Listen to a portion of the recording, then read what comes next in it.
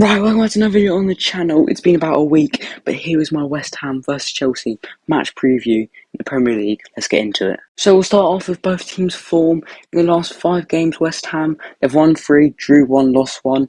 They've scored 7 and conceded 2, while we've won 1, drew 2, lost 2, scored 2, conceded 6. However, in our last 3 games, we haven't conceded a goal.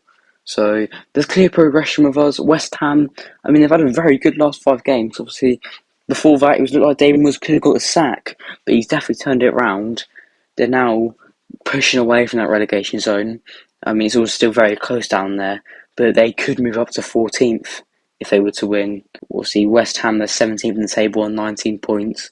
Everton, 18th with 18 points, so they're only one behind them. But as I said, they can go up to 14th. Leicester are 14th with 21 points. I mean, it is possible for West Ham to go up to 14th, but goal difference in that, I'm not sure if they will.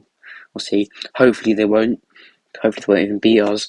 Meanwhile, we all know our situation. We're currently 9th. We're 1 point off Liverpool, 2 points off Villa in 11th. However, we do have the chance to go up to 7th. However, we'll have to thrash them because of goal difference. So realistically, I think we could go up to 8th. I think that should be the aim. Obviously, we should be aiming to get the win tomorrow. It's away at the London Stadium. We don't have the best form there, but I mean, I do honestly, I believe we can do it. One thing what might hold us back from win tomorrow is injuries. Sterling is back out again. Apparently, a knock to his knee in training. Obviously, he came back against Fulham last week, but a new injury now. Don't know how long he'll be out. Graham Potter did say he's a doubt, so I mean, it's potential starting, but I very much doubt that he'll play at all. Kovacic is still out, Zakaria is still out, and Fofana as well. Apparently this was too early of a comeback. So let's get into the lineup. I would play against West Ham tomorrow. Kepa in goal, that's obvious. Right back, Reece James. Once again, I think that's obvious. Obviously, seeming to nurture him as he's coming back. Don't want to throw him in completely for the full 90 minutes. Silva and Badiashile centre backs. Once again, that's an easy one. I would start Chilwell this match. Obviously, he didn't start against Fulham. But I'd give him a start, once again, just same as James. You can't play the full 90 minutes, obviously. You've got to slowly get them back into it. Enzo Fernandez in that centre mid role. I mean, he was fantastic against Fulham. Absolutely brilliant. I'll put him alongside Conor Gallagher, who we'll see he was alongside against Fulham. I think Gallagher looked alright. Obviously, he's far in first place in the team permanently. So I would give him the opportunity. Right wing, this attack is where it sort of gets a bit interesting. I'd go Madueke, a right wing. I think he looked really good against Fulham. Obviously, I think then he was playing more of a left wing role, but I think his natural position is meant to be on the right, so I would put him there. In that cam role, I would go João Felix. I think, obviously, it's great to have him back. He did look good against Fulham, at the start of the month when we first signed him. Obviously, the red card though. But he's back now.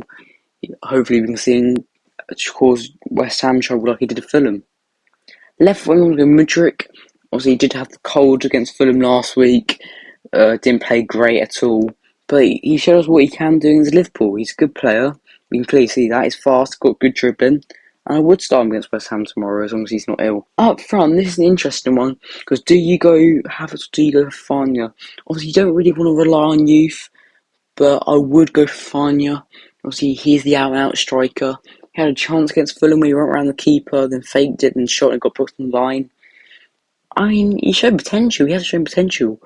Obviously, as I say, you don't really want to rely on youth all the time, but I do believe Havertz is better than that camera. Obviously, I've started Felix in there instead. But I don't want to constantly throw in Havertz in striker.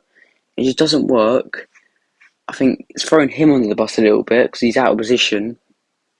But I mean, I wouldn't be surprised if Havertz does start front. I won't be too mad. I don't mind Havertz at front compared to all the other options we've got as of now.